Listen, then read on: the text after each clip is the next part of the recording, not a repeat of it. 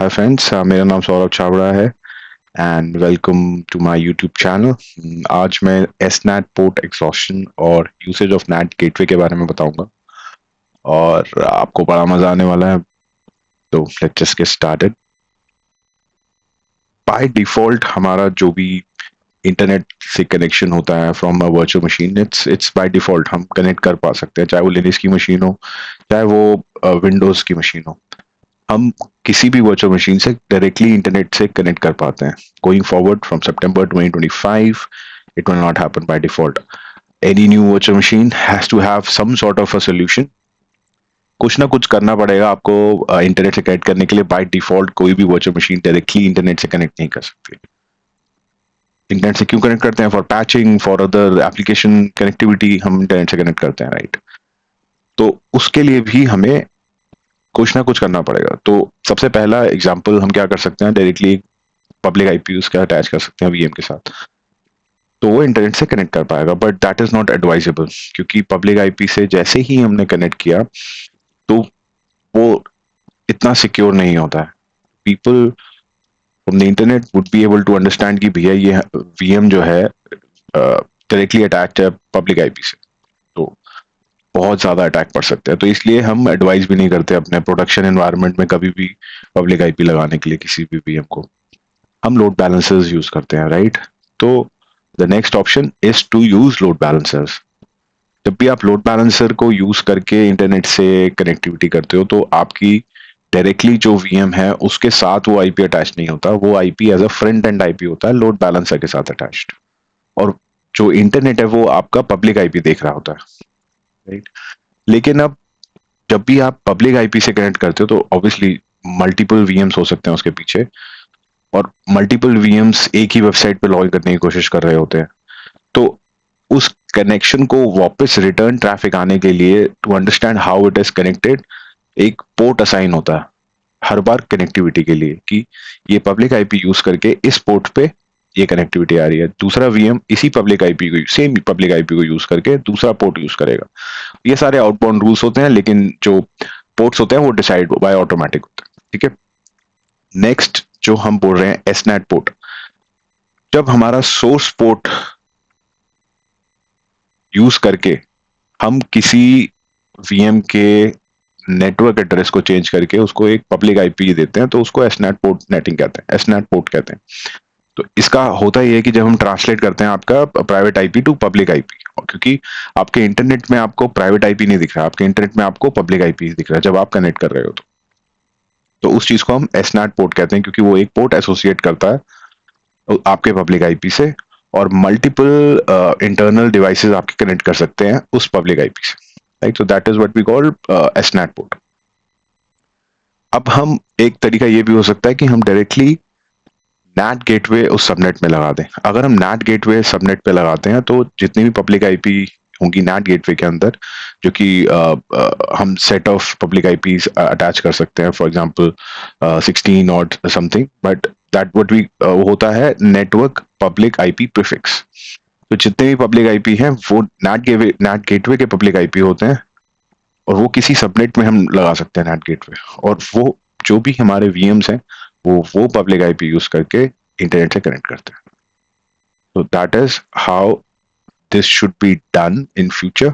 आप NAT gateway लगाएंगे, AWS में ऑलरेडी ये पहले से ही होता था, लेकिन अब Azure में भी आ गया है। You have to have a NAT gateway. वहां पर गेटवे सबनेट होता था, but the idea is to have it similar, right? So हम भी अब NAT gateway introduce, I mean it has already been introduced, many people already have this in their design, लेकिन हम अब ये मैंडेटरी कर रहे हैं, क्योंकि अब ये हो रहा है कि कोई भी नया वीएम इंटरनेट से कनेक्ट ही नहीं कर पाएगा जब तक आप उस कोई ना कोई पब्लिक आईपी नहीं लगा पाएंगे। और प्लीज अंडरस्टैंड, हर पब्लिक आईपी को लगाने के लिए कुछ कॉस्ट होते हैं, because you are buying that public IP. अगर वो स्टैटिक हुआ तो कॉस्ट ज्यादा है, अगर वो डायनामिक हुआ तो कॉस्ट कम है, बट सिक्योरिटी रीजन के लिए हम स्टैटिक ही रखते हैं।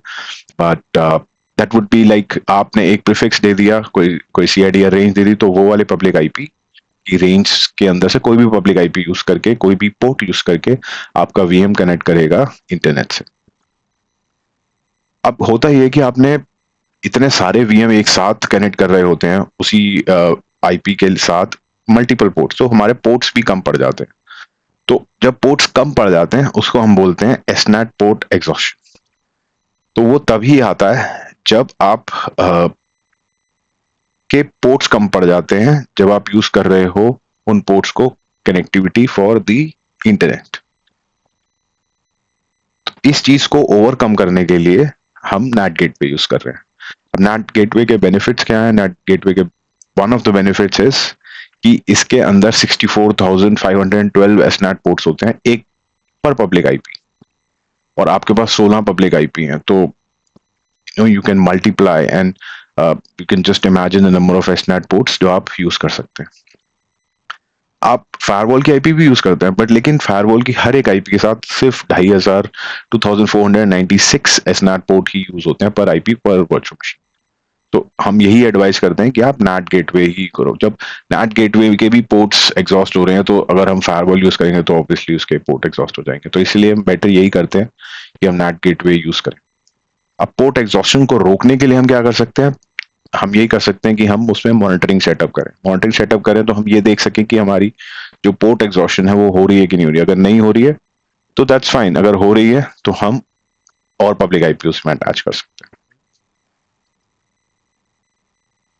जब भी हम नैट गेटवे लगाते हैं तो ऑब्वियसली हमारे नंबर ऑफ आईपीज वो कम हो जाते हैं, क्योंकि हमारे पास 64,000 पोर्ट्स हैं एलोकेट करने के लिए, और वो हर बार कोई नया वीएम डिमांड करता है तो हम उसको बाय डिमांड उसको दे देते हैं। The next thing is that कि नैट गेटवे के साथ साथ हमें 50 जीबीपीएस डेटा थ्रूपुट मिलता है आउटबाउंड ट्रैफिक के लिए। और हमारा जो नैट गेटवे है वो सिक्योर है। Why we are saying it secure? क्योंकि उसमें इनकमिंग ट्रैफिक बाय डिफॉल्ट बंद होता है।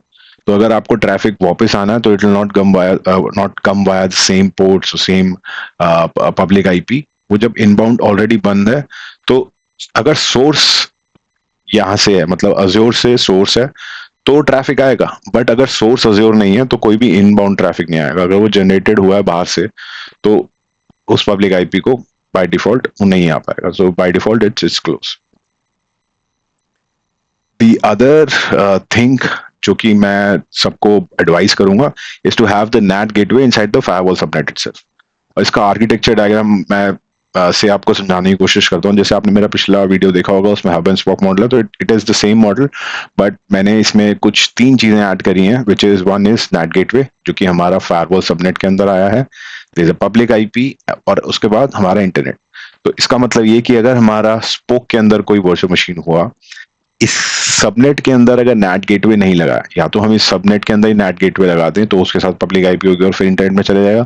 लेकिन अगर हमने यहाँ नहीं लगाया तो हम अपना सारा ट्रैफिक इंक्लूडिंग द इंटरनेट, अभी क्या होता था पहले हम इंटरनेट अलाउ कर देते थे राउट टेबल में, फिर क्या होने लगा कि हमने इंटरनेट यूज, अगर हमने इंटरनेट लगाना है तो हम इनसाइड नैट गेटवे लगाते थे। अगर हमने नैट गेटवे इस सबनेट में नहीं लगाया और फायरवॉल के सबनेट में लगाया तो obviously to go to internet from VM1 आपको पहले फायरवॉल में जाना पड़ेगा। फायरवॉल उसको एनालाइज करेगा ट्रैफिक को, अगर उसने अलाउ किया तो नैट गेटवे के थ्रू जो पब्लिक आईपी है उसको यूज करके, उसका पोर्ट नंबर यूज करके एक एसनैट होगा, सोर्स नैटिंग होगी, और फिर उस IP address and source NAT के थ्रू आप इंटरनेट पे जाओगे। So this is the highly secure environment जो कि आगे से यूज होने वाला है।